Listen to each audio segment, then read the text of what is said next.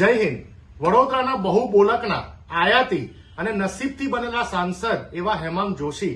વારંવાર જનનાયક રાહુલ ગાંધીજીને પત્રોના માધ્યમ દ્વારા જ્ઞાન આપવાની કોશિશ કરતા હોય છે. પરંતુ આજે જ્યારે દેશમાં એક વિકટ પરિસ્થિતિનું નિર્માણ થયું હોય, ભારતીય જનતા પાર્ટીની કેન્દ્ર સરકારની ક્રોની કેપિટાલિઝમની નીતિના કારણે જ્યારે એરલાઇન ઇન્ડસ્ટ્રીમાં 92% શેર ઇન્ડિગો અને ટાટા જેવી એરલાઇનનો રહી ગયો હોય અને એવા સમયે ઇન્ડિગોની જ્યારે 700 થી વધુ ફ્લાઇટ સડંતર કેન્સલ થતી હોય અને જેમાં જનતાને એરપોર્ટ ઉપર તમામ પ્રકારની હાલાકી ભોગવવી પડતી હોય, જનતાને સામાજિક અને આર્થિક નુકસાન થતું હોય, એક પિતા માસિકની ઘટનામાં પોતાની દીકરી માટે પેડ શોધતા હોય, એક પતિ જ્યારે પોતાની પત્નીને સારવાર અર્થે એક જગ્યાએથી બીજા જગ્યાએ લઈ જતા હોય, મેડિકલ ઇમરજન્સીમાં જે શક્ય ના બનતું હોય, તમામ જગ્યાઓ પર તમામ બિઝનેસમેન જે છે એમને કરોડો રૂપિયાનું આર્થિક નુકસાન થઈ રહ્યું હોય, કોઈના લગ્ન તૂટતા હોય, આવી ગંભીર પરિસ્થિતિમાં પણ ડોક્ટર હેમાંગ જોશી જે વડોદરાના સાંસદ છે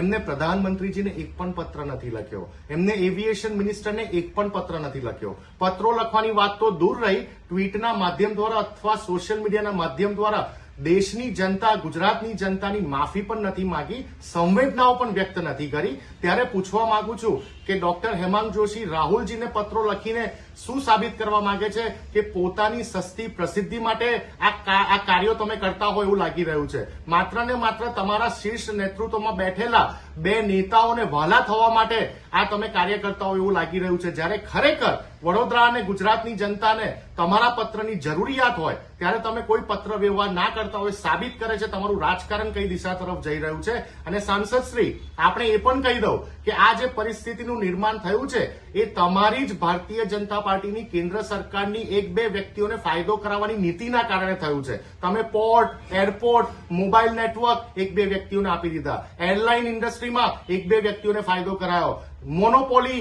મોનોપોલીના કારણે અને કોમ્પિટિશન જે તૂટી ગઈ છે જેના કારણે જનતાને સર્વિસ મળવી જોઈએ એ બંધ થયું અને એના પાપ રૂપે આજે એરલાઇન ઇન્ડસ્ટ્રીમાં 700 ફ્લાઇટ કેન્સલ થતા જનતાને એક પર્ટિક્યુલર કંપની ઇન્ડિગોના કારણે હાલાકી ભોગવવાની આવી છે. આ માત્ર ને માત્ર તમારી ભારતીય જનતા પાર્ટીની કેન્દ્ર સરકારની નીતિના કારણે થયું છે.